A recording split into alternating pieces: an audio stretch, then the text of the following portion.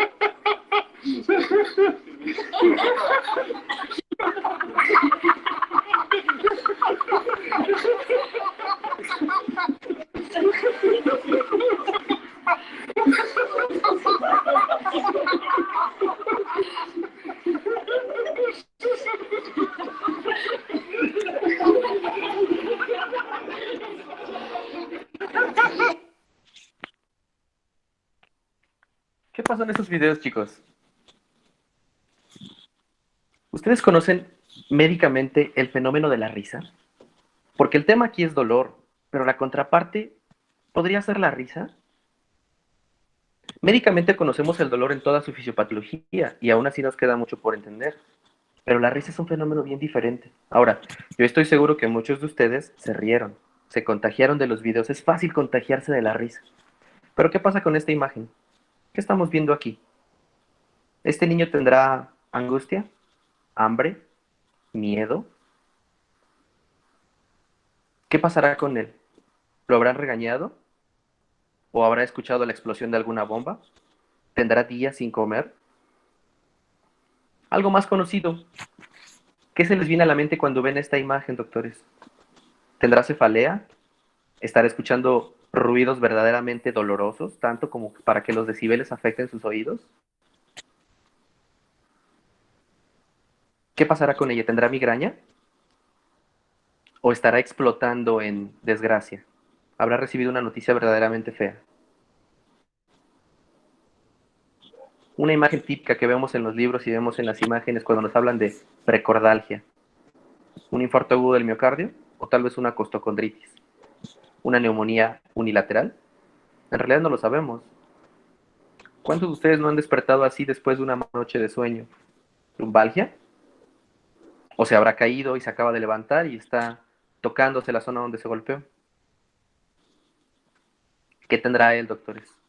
Porque la imagen es muy pequeña, no tenemos ampliado todo el contexto de la imagen. ¿Estará levantando pesas o se habrá golpeado? ¿Lo que tendrá en el rostro será sudor? ¿Serán lágrimas? ¿Será agua? Misma imagen, diferente contexto. Vean la expresión, vean la forma en la que su rostro expresa algo que no está bien. La contractura de los músculos. Vean el platismo, cómo se le está contracturando. ¿Odinofagia? ¿Quién de ustedes no ha despertado con odinofagia? ¿Después de una noche de copas con mucho hielo? ¿O porque está empezando con una faringitis viral, algún golpe en la rodilla, osteoartritis, artrosis, posoperado de cirugía, otra lumbalgia, la expresión de un dolor por parto. Yo creo que todos hemos visto esas imágenes en películas, libros, los que ya vamos a los hospitales los vemos a diario. Migraña, cefalea, tensión, estrés, calor. Pero este tipo de dolores, el que trato de evidenciar con esta imagen, doctores, el dolor de la despersonalización. Un dolor tan severo en el que el paciente, sin tener una ideación suicida, quisiera estar muerto en vez de seguir experimentando el dolor. Y yo creo que de los peores dolores que podemos tener es esto, aquellos dolores que te estrujan el alma, donde no hay un dolor físico, donde no hay algo químico, eléctrico, mecánico, donde no hay veneno. Es un dolor verdaderamente emocional. Y aquí es donde se pone difícil entender el dolor, la interacción de algo biológico, de algo fisiopatológico, con algo emocional. Y pues bueno,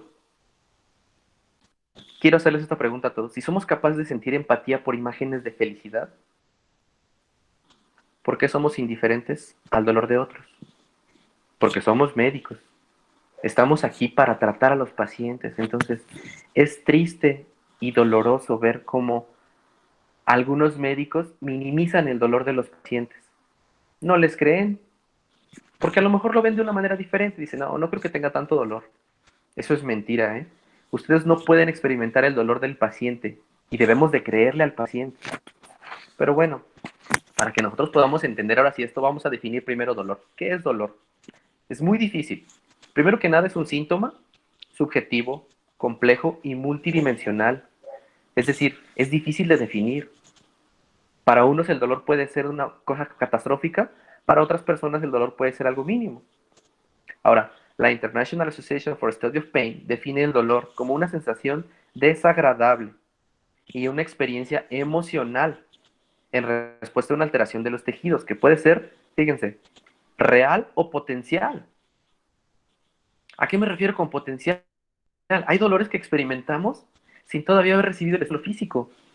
¿Cuántos no hemos visto a nuestros sobrinos, hijos, primitos, que están a punto de recibir, no sé, a lo mejor una nalgada por parte de sus padres y el niño comienza a sobarse la pompa, la nalga, antes de siquiera experimentar el dolor? ¿Cuántos de ustedes no han experimentado que están a punto de golpearse con un martillo, con un clavo, a golpearse y experimentaron una sensación rara? Y era potencial, no recibimos la lesión. Ahora, como les mencionaba, el dolor va a representar más del 90% de las causas de consulta. Faringitis con odinofagia, hipertensión con cefalea, neumonía con dolor torácico, gastritis con dolor en epigastrio, colitis con dolor en colon, lumbalgia acompañado de los dolores típicos. Entonces, no solamente es tratar la consulta, sino también disminuir el dolor. ¿Por qué? Porque el dolor va a constituir una señal de alarma que intenta proteger al organismo, pues desencadena reacciones cuya finalidad radica en reducir la causa, precisamente. ¿Qué es lo que ocasionó el dolor?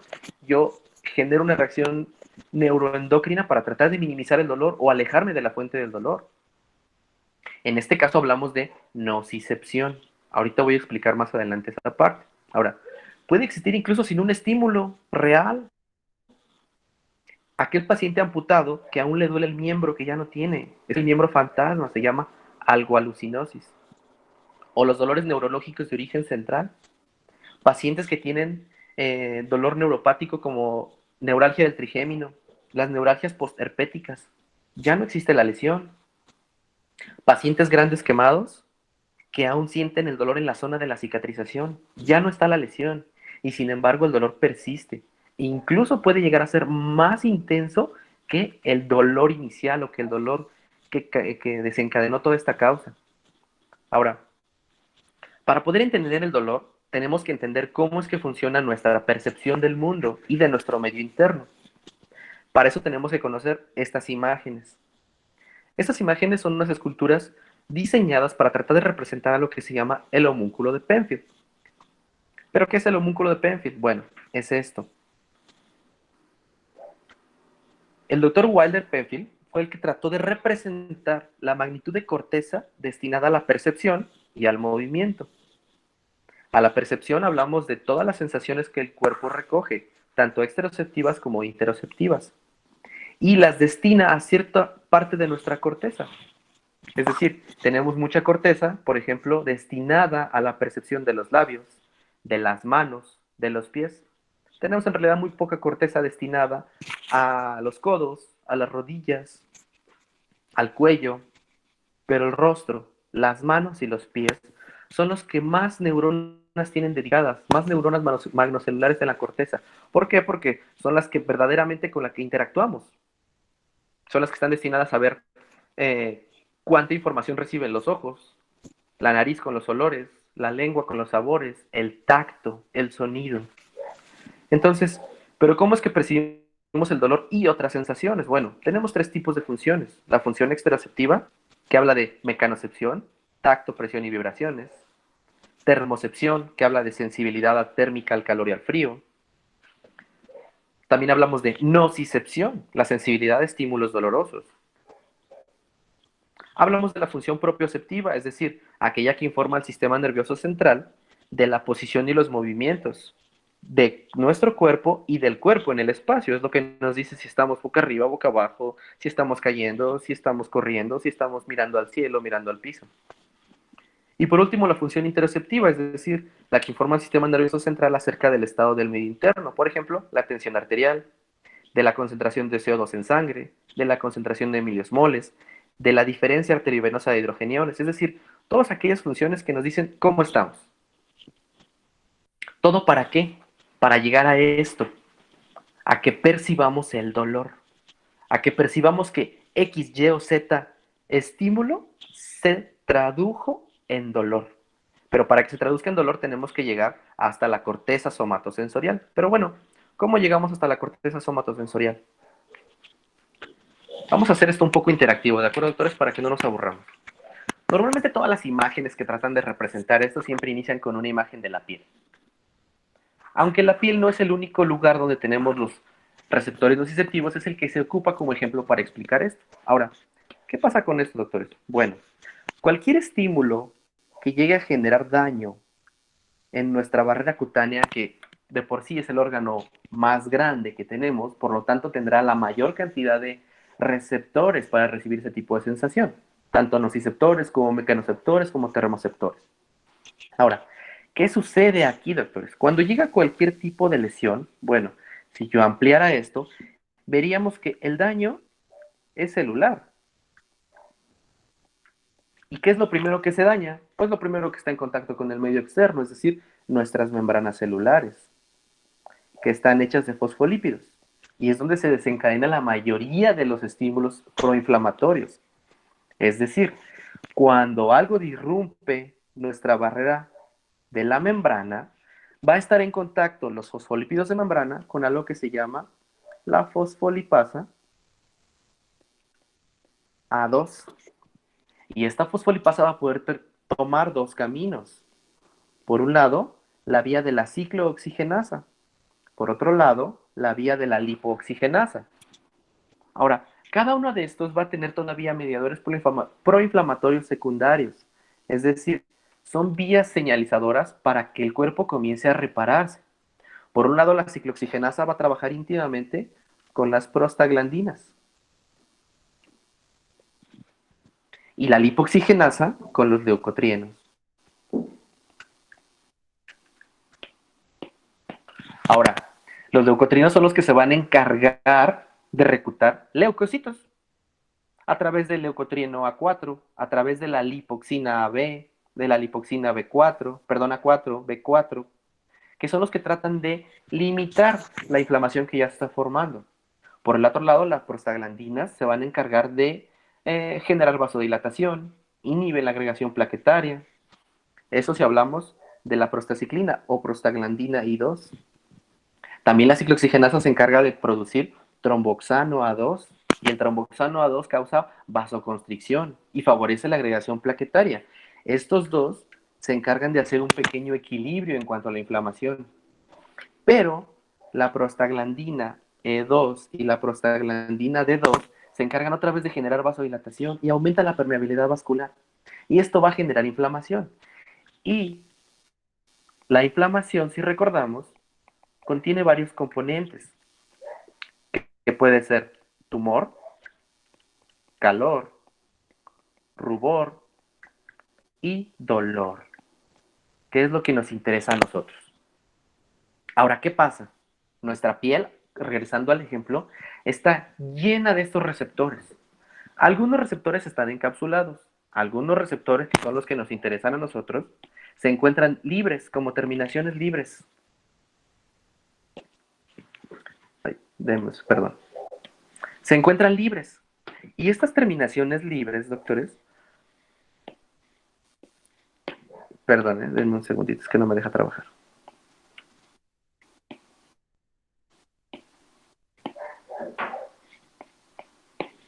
Ya.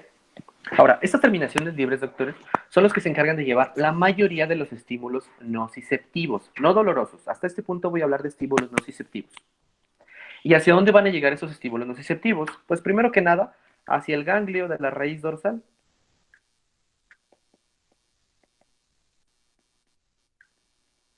Este ganglio de la raíz dorsal va a ser el primer, no relevo, pero es donde se encuentran los núcleos de esas neuronas. Esas neuronas que son las que llevan todas sus terminaciones libres o encapsuladas desde esta zona, siguiendo con el ejemplo de la piel. Ahora, ¿hacia dónde va a llegar estos estímulos? Bueno, van a llegar hacia la raíz dorsal, lo que les mencionaba yo. ¿Por qué la raíz dorsal? Porque es por donde entran todos los estímulos, tanto nociceptivos como no nociceptivos. Y si yo me pusiera a dibujar una médula con sus astas dorsales y sus astas ventrales, aquí es donde comienza la magia de lo que es el dolor. ¿Por qué? Porque todos esos estímulos, una vez que llegaron y atravesaron el ganglio, van a entrar por la raíz dorsal y van a llegar a estimular neuronas de segundo orden. Estas neuronas de segundo orden, doctores, van a ser estimuladas por varios tipos de neurotransmisores, como es el glutamato, como es la sustancia P y como es el péptido relacionado al gen de calcitonina o procalcitonina. Son, si se dan cuenta, neurotransmisores activadores o estimuladores, de los principales que tenemos en el cuerpo. También tenemos, por ejemplo, la glicina, pero no nos interesa hablar de la glicina en este momento. Ahora, desde esta zona dorsal, esta neurona decusa hacia el otro lado y va a ascender. Asciende por nuestra vía espinotalámica, que es la vía que nos interesa aquí conocer. La vía espinotalámica.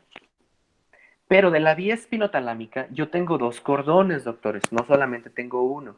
Tengo un cordón lateral, que es el que me permite llevar todos los estímulos nociceptivos.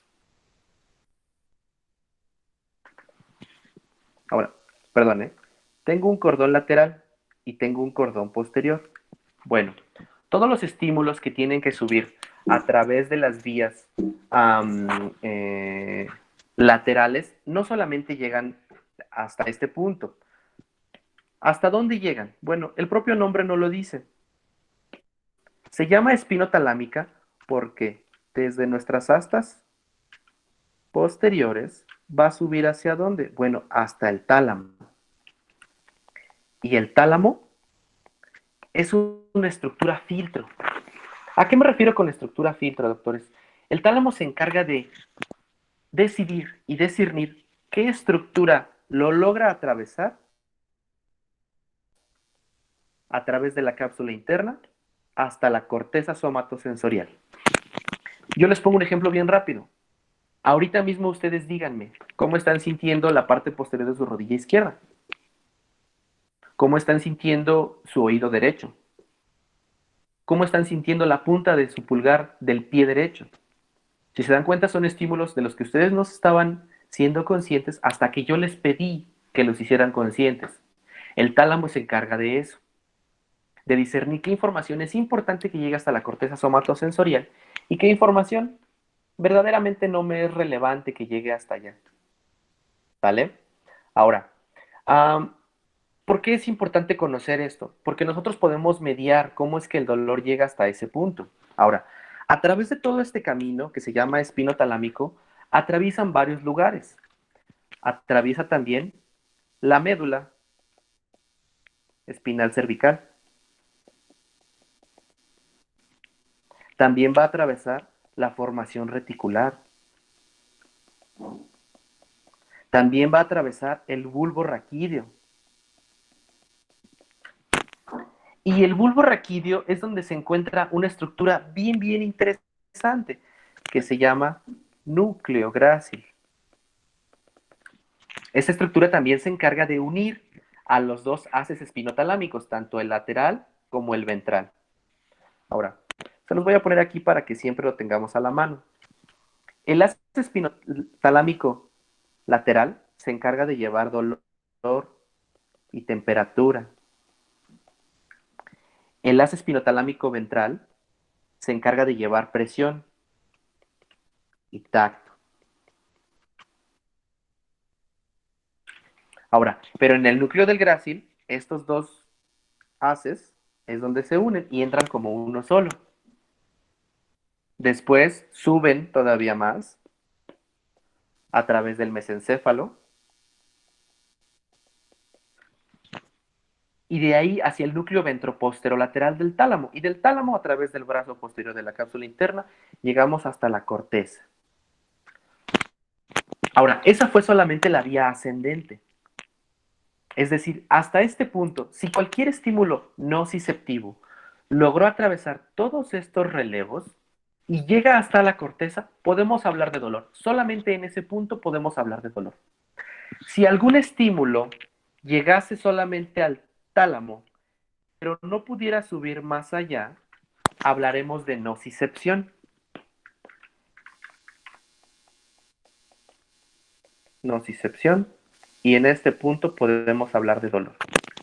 ¿Por qué me interesa conocer esto, doctores? Porque incluso el tratamiento farmacológico o no farmacológico va a depender de este punto. Ahora, una vez que el estímulo llegó a la corteza, ¡ouch! ¡Oh! Me dolió, sentí el quemón, sentí el pinchazo, sentí la fractura, sentí el cuchillo razándome la piel. Bueno, entonces, hay algunas otras vías que ahora van a descender para tratar de modular ese dolor. Ahora, desde la corteza van a salir ahora aferencias. De la corteza, algunas se van a ir hacia unas estructuras que se llaman sistema límbico, que incluyen hipotálamo, tálamo, la hipófisis, tanto neurohipófisis como adenohipófisis, porque toda sensación que genere o nocicepción o dolor va a generar una respuesta neuroendocrina.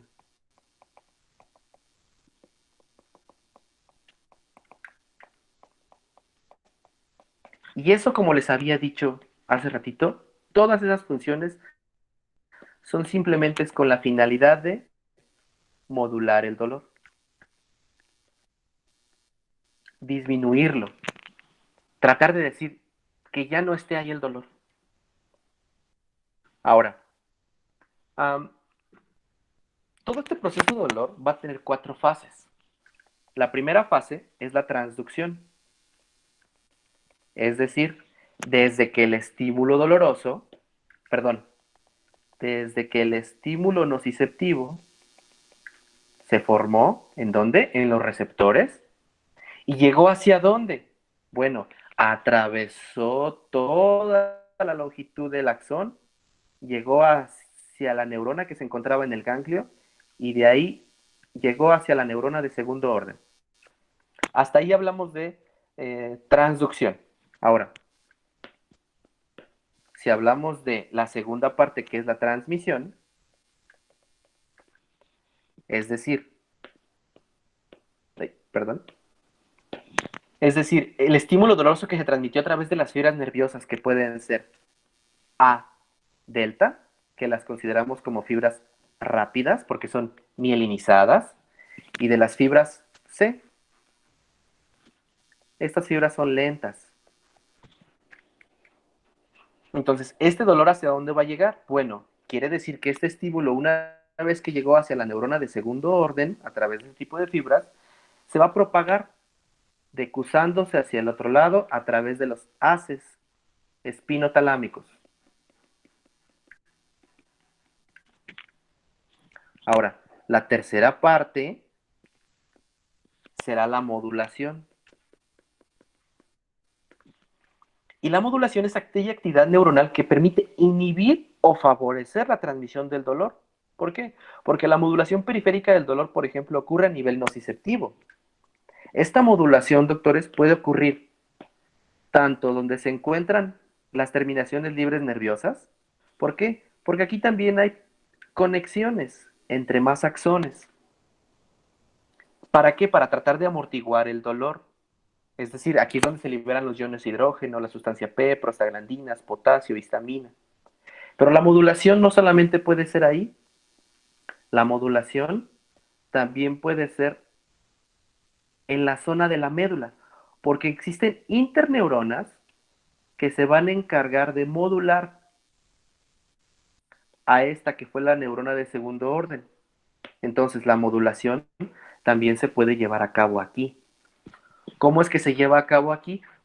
Pues por neuronas GABAérgicas, por ejemplo. Por neuronas que tienen receptores para endorfinas.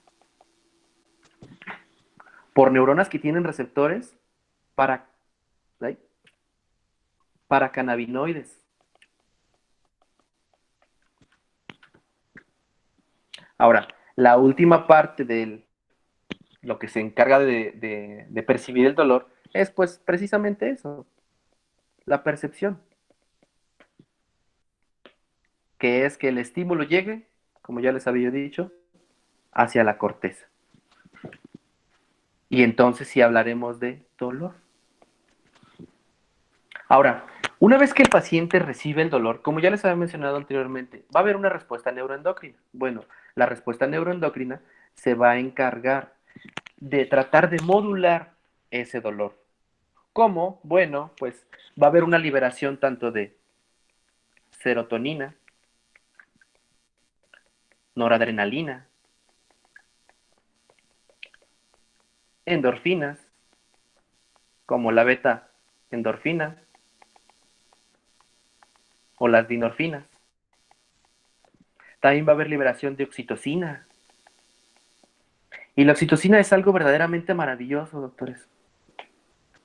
Independientemente de todas las vías moduladas, de todas las vías que se modulan por los demás neurotransmisores, la oxitocina tiene algo verdaderamente maravilloso porque se encarga de activar un sistema dopaminérgico.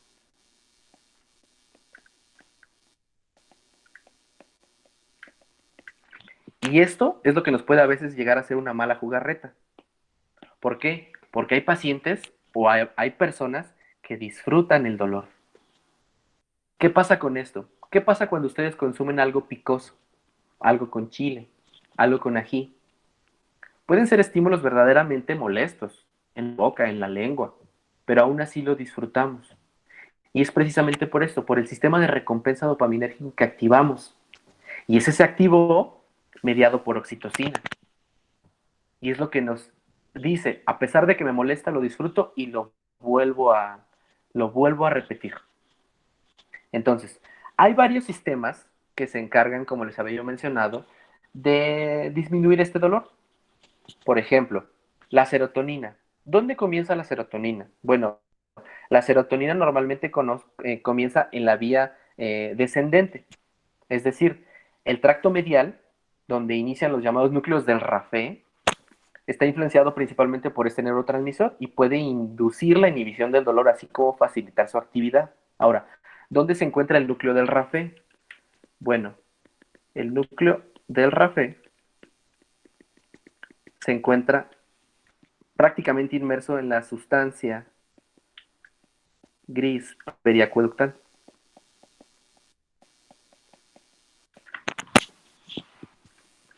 Y esto es un sistema serotoninérgico. Por eso es que en muchos tratamientos de dolores, nosotros también damos no solamente analgésicos, también damos inhibidores de la recapturación selectiva de serotonina, porque sirven como moduladores del dolor.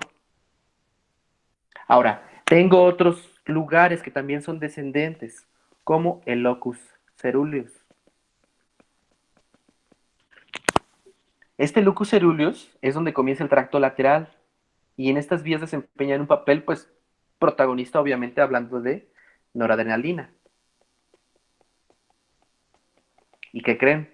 Así como con la serotonina, algunos de los medicamentos que para tratar el dolor crónico, el dolor resistente, también damos inhibidores de la recapturación selectiva de noradrenalina para tratar de modular esto, porque son dos vías súper importantes moduladoras.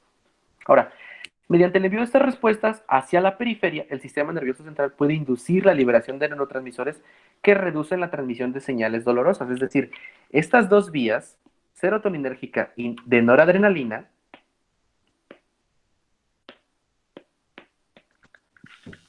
desde el puente, van a descender a través de la médula.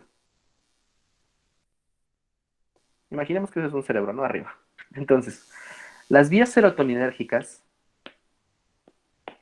y las vías noradrenérgicas van a descender. ¿Hacia dónde van a descender? Bueno, si yo ampliara esto, hablando otra vez de la médula, descenderán estas vías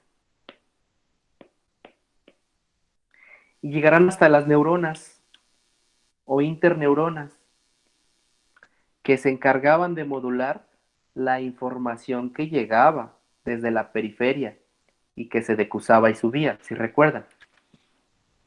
Bueno, aquí hablamos de respuestas corticales y subcorticales. ¿Por qué? Porque los centros neuronales de la corteza y las áreas subcorticales son las que responden a las señales dolorosas entrantes, es decir, las ascendentes. Y pueden modular las señales dolorosas ¿con qué? Con información descendente. ¿Para qué? Para hacer una sinapsis inhibitoria. Lo que les mencionaba a través de la liberación de glutamato, perdón, la liberación de GABA. Son neuronas GABAérgicas. Estas vías del dolor, nosotros las podemos modificar. ¿Cómo las podemos modificar? Bueno, depende de la terapia farmacológica que elijamos. Si yo volviera a poner aquí el esquema de la piel, con una terminación libre, con su ganglio de la raíz dorsal, haciendo sinapsis en las neuronas de segundo orden, que decusan y llegarían al tálamo, donde se encuentran las neuronas de tercer orden, yo puedo modificarlas. ¿Cómo? Bueno, puedo aplicar, por ejemplo, AINES, que son analgésicos, antiinflamatorios, antitérmicos de tipo no esteroidal. Y los AINES van a disminuir, pues, toda la vía metabólica de la ciclooxigenasa, van a disminuir la liberación de tromboxano, bradicinina, histamina. ¿En dónde? Aquí. Yo puedo aplicar anestésicos locales.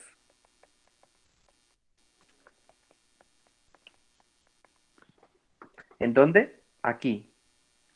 También acá. ¿Por qué? Porque puedo infiltrar una piel que está dañada, donde hay una lesión, donde hay una herida. Puedo infiltrar un trayecto nervioso.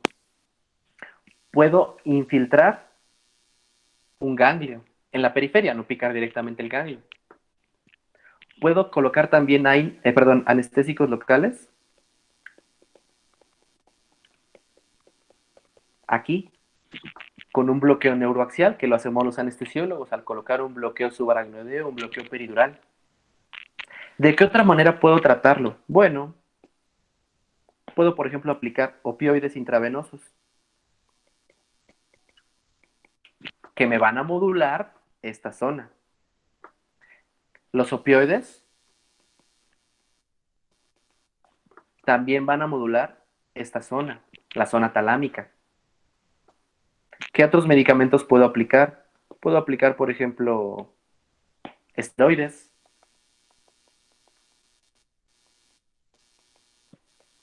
inhibidores de selectivos de la recapturación de serotonina, inhibidores selectivos de la recapturación de noradrenalina. Es decir, mi arsenal no solamente se basa en AINES, en analgésicos. También tengo medicamentos que tienen potencial analgésico intrínseco. Por ejemplo, la ketamina, que se encarga de inhibir algunos receptores que nosotros llamamos N-metil-D-aspartato, NMDA. También tengo, por ejemplo, alfa 2 agonistas, como la clonidina, como la dexmedetomidina.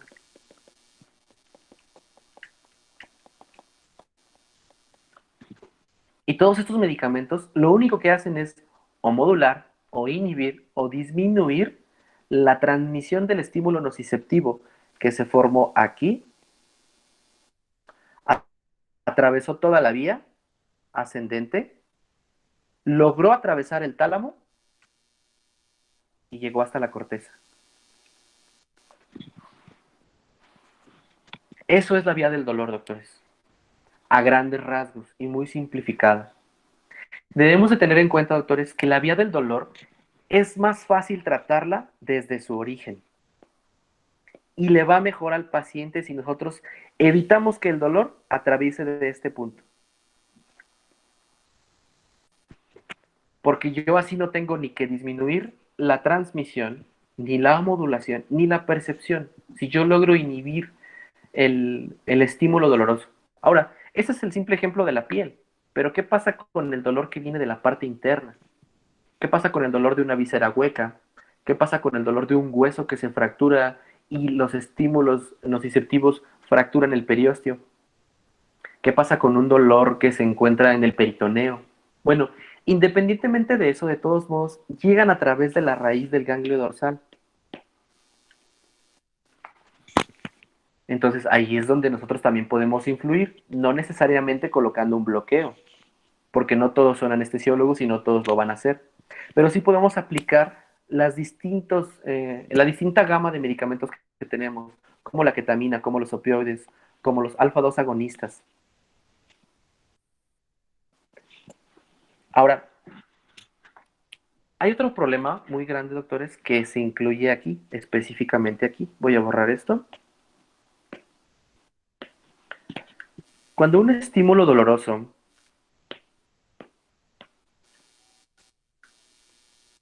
daña una parte de la piel, nosotros tenemos algo llamado reflejo axonal.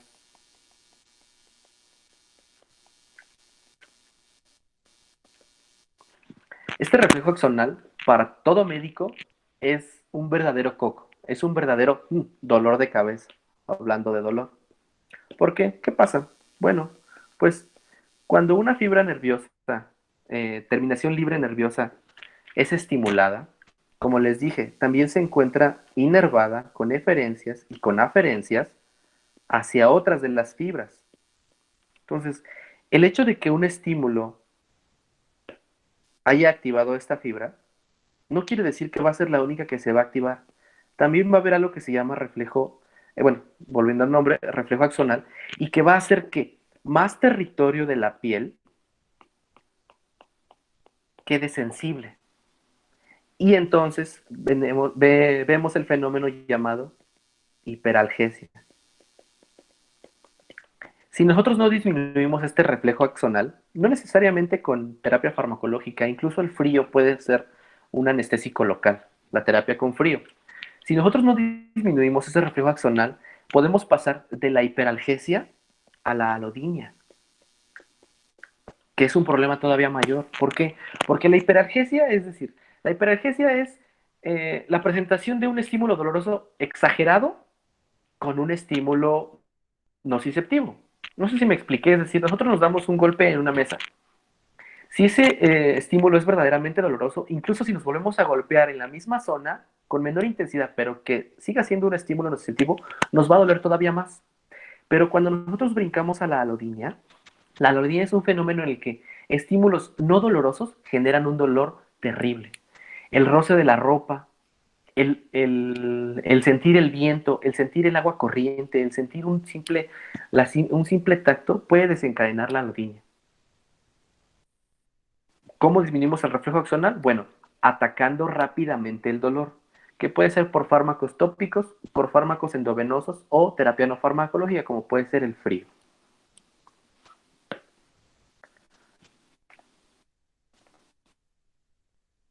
¿Y para qué? Lo que queremos evitar es esto, el dolor del paciente. Es para lo que estamos aquí precisamente, ¿no? Ahora, como les mencionaba yo puedo tratar estas vías con diferentes medicamentos. No tengo un solo medicamento. Incluso tengo, por ejemplo, los gabapentinoides, la gabapentina y la pregabalina, que si bien comparten nombre GABA, no actúan sobre GABA, actúan sobre canales de calcio, inhibiendo la entrada de calcio a las células para que éstas no movilicen las vesículas que llevan los neurotransmisores que se encargan de transmitir el dolor, valga la redundancia. Sustancia P, el péptido relacionado con el gel de calcitonina, glutamato, glicina. Entonces, si nosotros conocemos las vías del dolor, es más fácil que las ataquemos. Es más fácil que podamos tratarlas farmacológica o no farmacológicamente, como les había yo comentado. Ahora, sin embargo, doctores, esta frase me encanta. William Osler decía, medicina es una ciencia de incertidumbre y un arte de probabilidad. ¿Por qué? Porque ustedes pueden poner en práctica lo que acabamos de ver en la presentación y aún así puede ser muy difícil tratar el dolor. Incluso comprenderlo desde un inicio, ¿no? Pero lo que sí les puedo decir, que independientemente de esto, no dejen a sus pacientes con dolor. Trátenles el dolor, de una u otra manera. Porque lo feo es esto. Cuando llegamos a este punto, Gandhi decía, no me asusta la maldad de los malos, me aterroriza la indiferencia de los buenos. Es terrible ver a un médico que no quiere tratar el dolor de un paciente, tal vez porque no lo comprende. A veces es eso, es nuestra propia ignorancia, el desconocimiento de algo que no dominamos y por lo tanto no saber tratar. Gracias, doctores. Espero que les haya gustado la charla.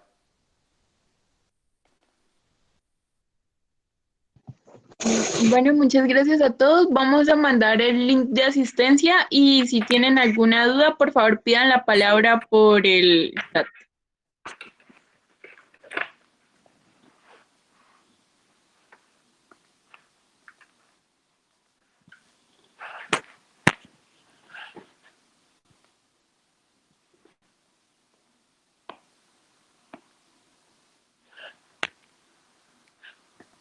¿Alguien tiene alguna duda, chicos?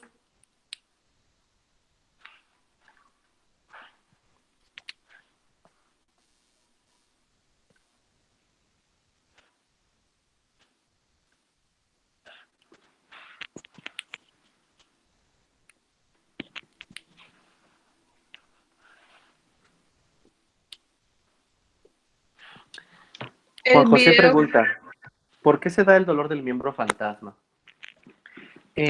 Normalmente las amputaciones deberían de llevar cierto tratamiento previo antes de que se realice la intervención quirúrgica.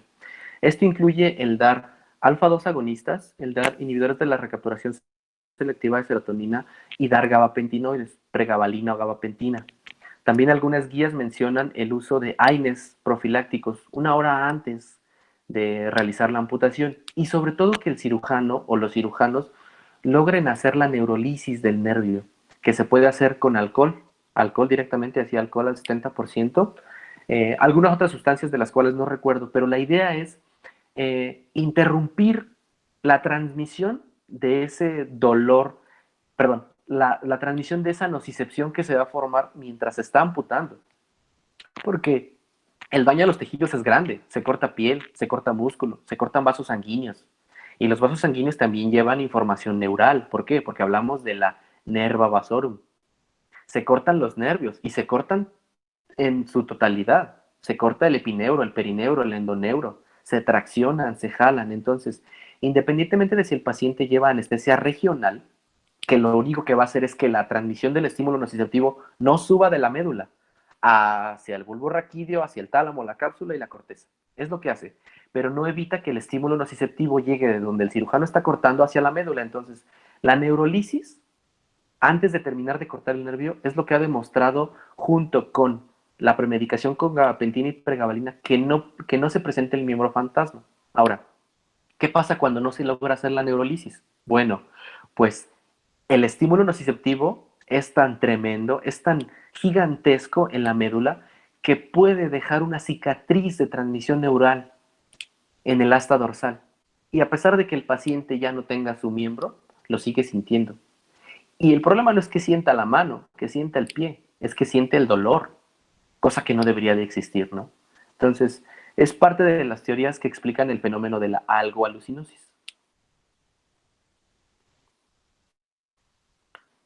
Emanuel Ortega dice, doctor, ¿cuál es su opinión en cuanto a la teoría de la compuerta en donde un estímulo diferente al dolor puede hacer que este disminuya? Es algo excelente. ¿A cuántos de ustedes no les ha pasado que se golpean la rodilla? ¿Y qué nos podemos hacer? A saltar, a correr, a movernos.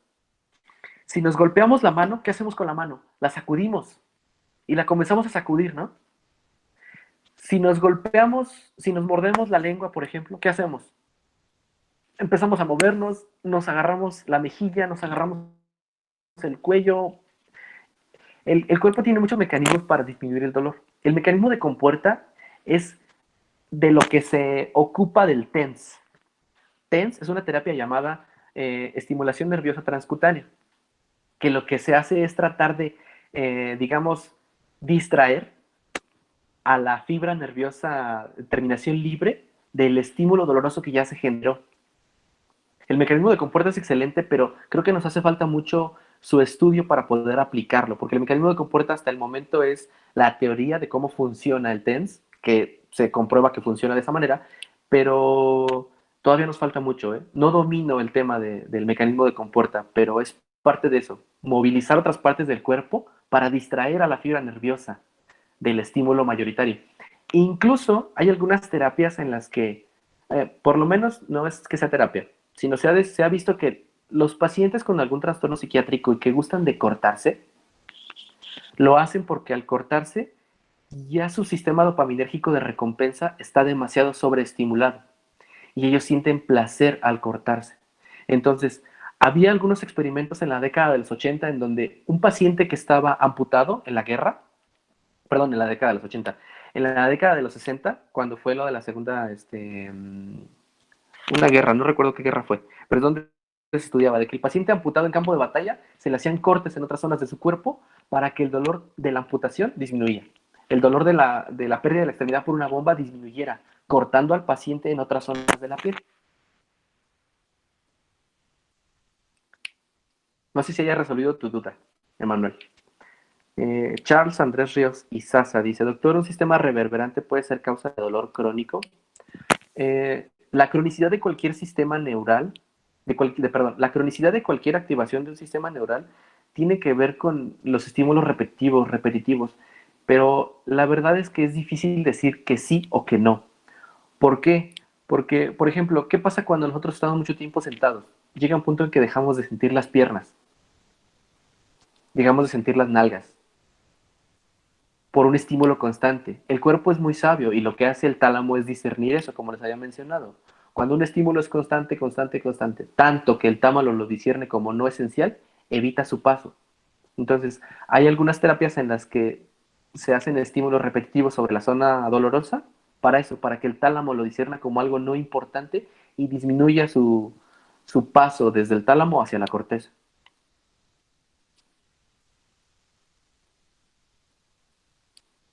Daniel Mauricio pregunta, ¿por qué en la dismenorrea el calor disminuye el dolor en vez del frío? Ok, el calor y el frío es una balanza. ¿Qué pasa cuando nosotros nos golpeamos en alguna zona que no sea útero? Pues te lo voy a poner por ese ejemplo. La primera intervención debe ser frío. ¿Para qué el frío? Para disminuir la inflamación, la vasodilatación, la degranulación de los mastocitos, la diapedesis de los neutrófilos, disminuir la inflamación en ese momento. Pero la terapia siguiente debe ser el calor. ¿Por qué? Porque el calor lo que va a favorecer va a ser la vasodilatación ahora para que los neutrófilos puedan reparar ese daño al dolor, para que el músculo que quedó tenso ahora se relaje. Ahora, en la dismenorrea, ¿qué pasa? Hay un útero congestionado. El hecho de que apliques terapias con calor o terapia con frío va a depender del periodo de la dismenorrea que tengan las chicas. Y ellas no me van a dejar mentir. Hay algunas que el calor les afecta demasiado. De hecho, les da más dismenorrea con el calor. Pero que eso depende del momento en el que encontremos ese útero tan congestionado o no de sangre.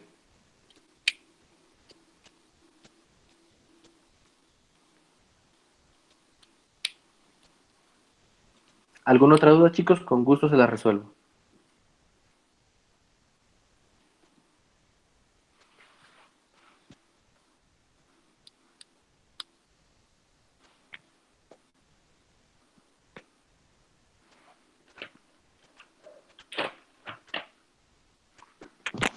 Bueno, muchas gracias a todos por haber asistido a la primera clase de ciclo de manejo del dolor. Espero hayan disfrutado mucho la primera clase y pues muchas gracias. Les estaremos pasando el link de la grabación próximamente. Espero que les haya gustado, chicos. Traté de hacer